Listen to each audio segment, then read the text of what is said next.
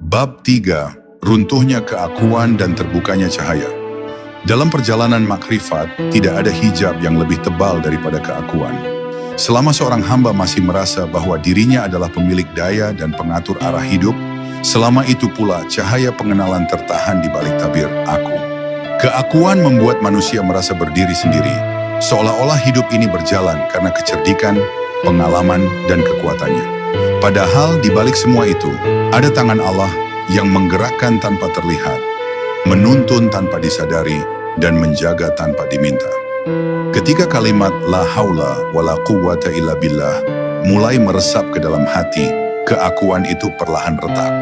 Seorang hamba mulai menyadari bahwa banyak hal yang ia anggap sebagai hasil usahanya ternyata tidak akan pernah terwujud tanpa izin Allah. Kesadaran ini tidak menjatuhkan martabat, justru membebaskan jiwa dari beban berat untuk selalu merasa mampu. Disinilah hati belajar tenang karena ia tidak lagi dipaksa menjadi pusat kekuatan. Para arif billah mengatakan bahwa runtuhnya keakuan adalah awal dari kelapangan batin. Saat seorang hamba berhenti memuja dirinya, ia mulai melihat keindahan kehendak Allah di balik setiap peristiwa. Keberhasilan tidak lagi melahirkan kesombongan, dan kegagalan tidak lagi melahirkan keputusasaan. Keduanya diterima sebagai jalan pendidikan ruhani yang sedang Allah bentangkan.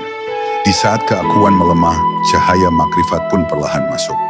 Hati menjadi lebih peka, lebih lembut, dan lebih jujur dalam menilai dirinya sendiri. Seorang hamba mulai melihat kekurangannya tanpa membenci diri, dan melihat kelebihan tanpa merasa lebih tinggi dari yang lain. Inilah keadaan batin yang membuat doa menjadi khusyuk, zikir menjadi hidup, dan ibadah menjadi kehadiran, bukan sekadar kebiasaan. Maka la haula wala quwwata illa billah bukan hanya kalimat yang diucapkan saat kesulitan, tetapi pedang rohani yang memotong akar kesombongan dengan halus. Ia mengajarkan bahwa kekuatan sejati bukanlah kemampuan untuk menguasai, melainkan keberanian untuk berserah. Dan siapa yang mampu meruntuhkan keakuannya dengan kalimat ini, maka Allah akan menggantikannya dengan cahaya yang menuntun langkah, menenangkan hati, dan mendekatkan jiwa kepadanya. Bab 3. Runtuhnya keakuan dan terbukanya cahaya. Dalam perjalanan makrifat, tidak ada hijab yang lebih tebal daripada keakuan. Selama seorang hamba masih merasa bahwa dirinya adalah pemilik daya dan pengatur arah hidup, selama itu pula cahaya pengenalan tertahan di balik tabir aku. Keakuan membuat manusia merasa berdiri sendiri, seolah-olah hidup ini berjalan karena kecerdikan, pengalaman, dan kekuatannya.